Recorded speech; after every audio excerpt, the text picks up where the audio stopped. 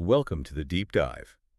Today, we're really scaring into something pretty fundamental, I think, a major fracture point in modern culture. Hmm. We're not just talking about social media apps here. We're digging into how a core social regulator, shame, has been, well, systematically dismantled. Yeah, systematically destroyed.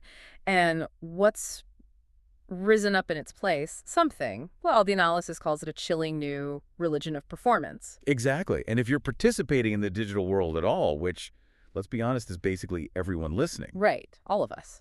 then you're operating under these new rules that demand constant display, constant visibility, total self-disclosure almost. And we have to start with this really provocative line from the source material, Devin McClarty's analysis. It just grabs you immediately. The internet didn't just give people a voice, it gave their delusion a microphone. Wow. Yeah, that really sets the stage, doesn't it? It's from McClarty's work on the collapse of shame, and it kind of frames everything we're about to unpack. It does. So our mission today, to really distill the core mechanics of this whole new attention economy, how it just completely flipped the script on social value, and, crucially, what it demands from you as someone living in it. It's a massive inversion. Foundational, like you said. Think about it. We went from a culture where privacy, discretion, that signaled status, right? It showed you had control, competence, boundaries. Yeah, you kept things close to the vest. Exactly. To now, where public visibility is the ultimate currency, the only currency almost. If you're invisible online, you're basically irrelevant. It feels like an economy driven by fear, in a way. Fear of being invisible. Yeah. Before, keeping things private was a sign of power. Yeah. Now, Now discretion is just noise. And Yeah. invisibility, that's like economic death online. We really need to unpack this huge shift, this great divide, the world before the feed versus after the feed. okay, let's do that. Before the feed, how did status work then? Well, status was something you earned, generally. It came from real-world validation, Your reputation was tied to actual achievements, your role in the community, family, your profession. Stuff you actually did. Right. Recognition needed merit. You had to, be someone through substance. Your life was mostly private, but validated publicly based on those real things. But hang on. Is it fair to say merit just completely vanished? I mean, think about something like LinkedIn. Doesn't that still reward degrees, career steps, traditional merit? That's a fair point and an important distinction. The inversion we're really focusing on is in the social economy, primarily. Uh-huh. So, honestly, the lines are getting blurrier all the time. Okay. The key difference is the speed and the source of that validation. Yeah. After the feed kicked in, status comes almost entirely from visibility. How many notifications, how many likes, shares, it's instant. But the metrics. And the scary part, the really core realization here, is that visible success doesn't need that old school long-term substance anymore. So the whole mechanism of how we assign value, it just got flipped. Attention used to be a byproduct, maybe. Now it's the main thing. Precisely. That's the nail on the head. We're in an era where visibility became currency, period. The ability to grab one fleeting moment doesn't matter if it's true or deep or even real. Yeah, it That has to be visible. just has to capture attention. Yeah. And that attention can be instantly monetized. So that old system, recognition follows merit, gone. Now recognition just follows exposure, sheer eyeballs. And that feels like the truly alarming part, the thing that should make us all stop and think. Like the sources say, exposure replaced excellence. Yeah.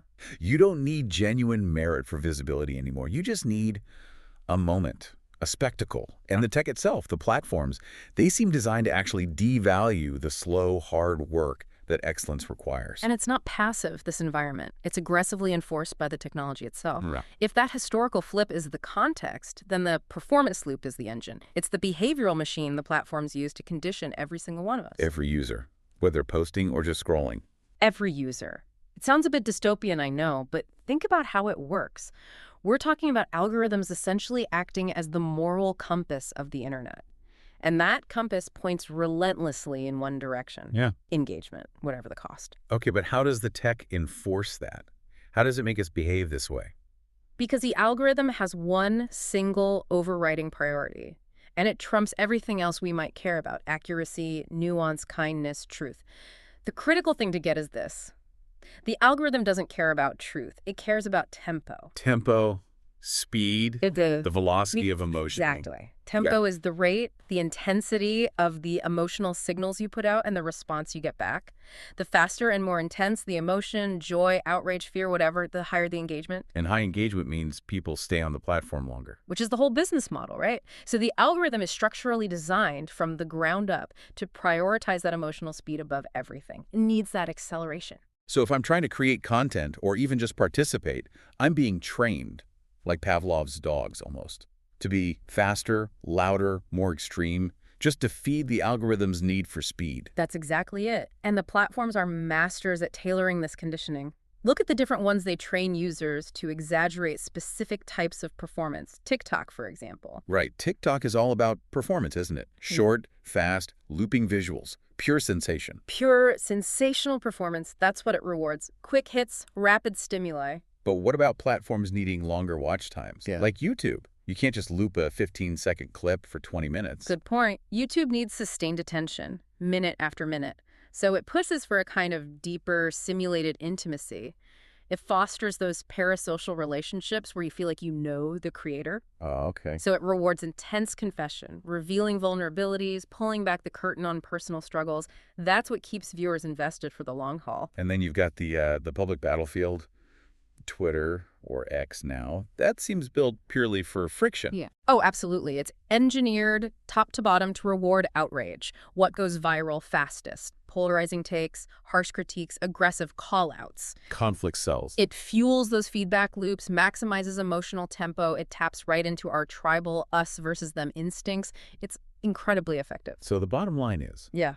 if you want to get seen, if you want to succeed by the platform's rules, you have to basically shape your emotional output to match what that specific algorithm values most. Yes, and the chilling consequence for, your actual self, your true identity, the system inherently trains you, pushes you to exaggerate who you are. You become a caricature. A caricature, exactly. Just to cut through the noise, you are actively rewarded for being the loudest, most extreme, least nuanced version of yourself. And that constant pressure to perform, to heighten everything, where does that lead? Well, it leads us straight into maybe the darkest consequence of this whole thing, the really disturbing commodification of pain. Yeah, this is the part that just feels wrong, ethically off.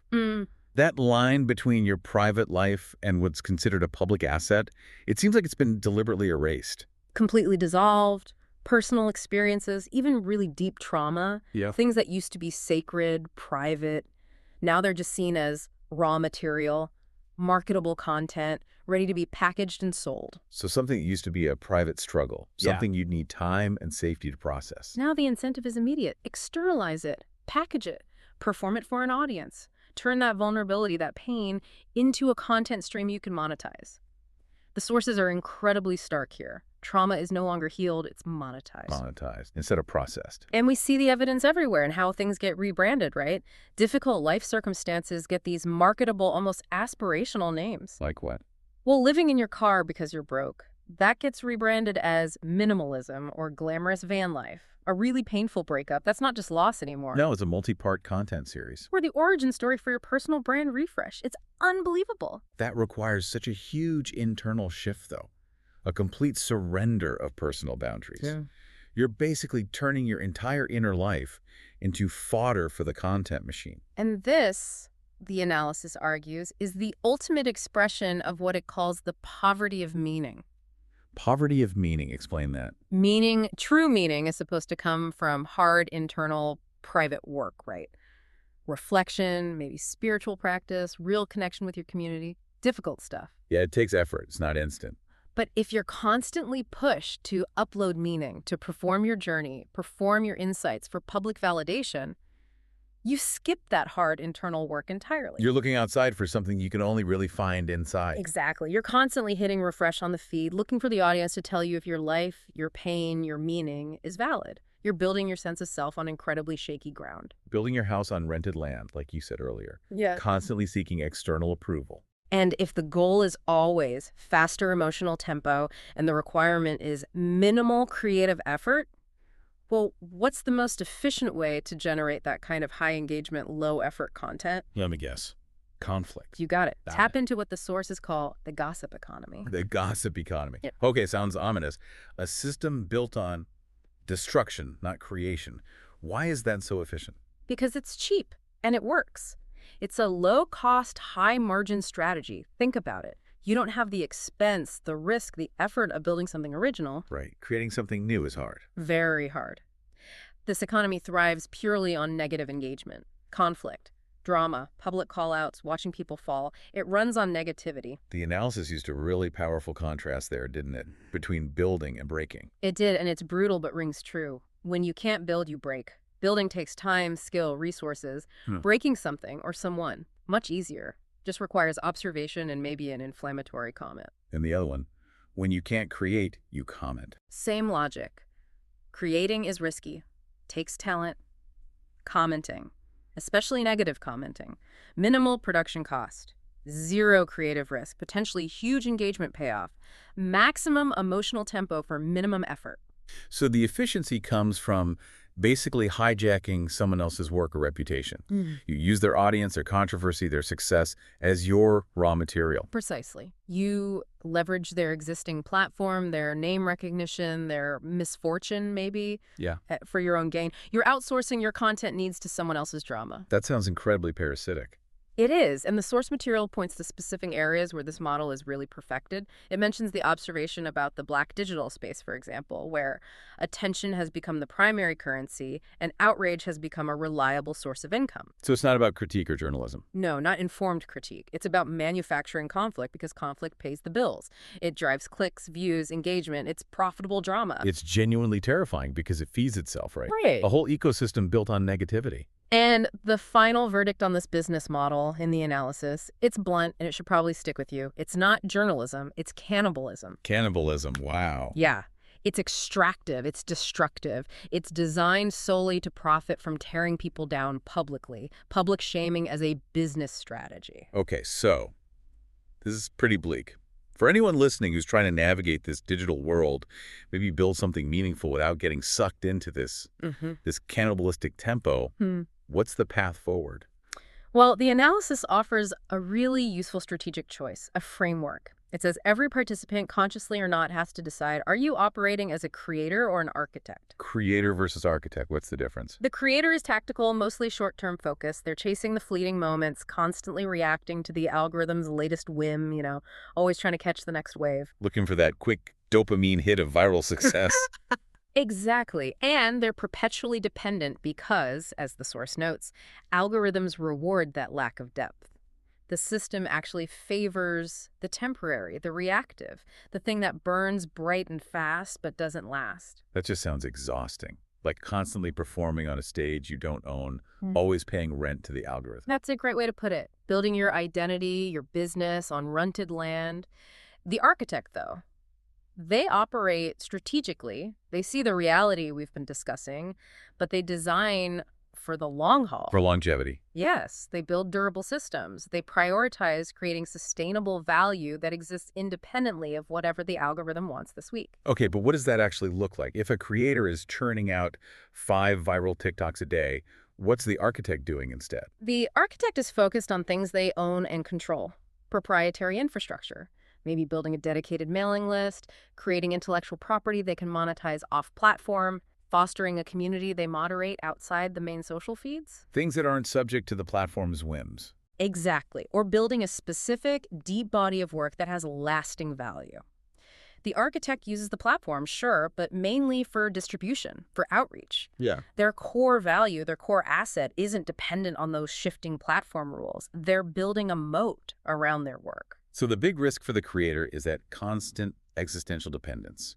Your whole career, your whole identity is built on sand that could shift tomorrow. Totally.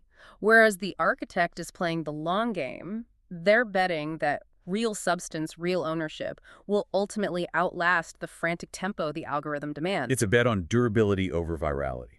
The architect understands that while the algorithm might reward shallowness in the short term, the market, and maybe just sanity, ultimately rewards things that last.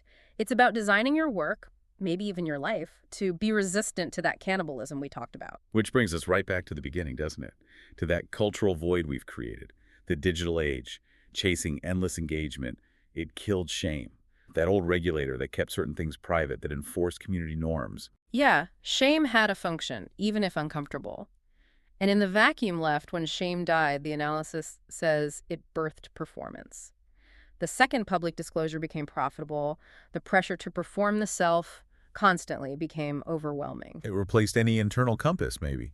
It seems like it replaced the need for internal validation with the demand for external applause. And a final chilling conclusion.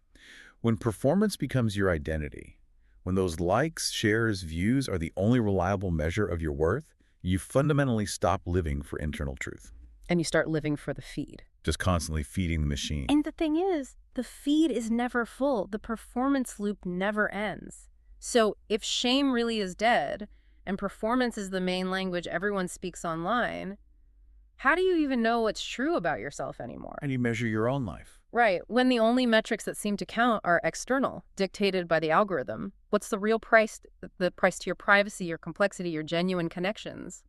What's the price you pay for living for the feed? That's the unsettling question, isn't it?